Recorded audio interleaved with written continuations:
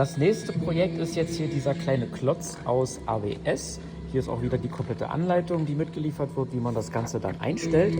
Und die Fräse ist auch schon fleißig am Fräsen. Hier sieht man, wie die ersten Konturen gefräst wurden. Ist ein bisschen laut.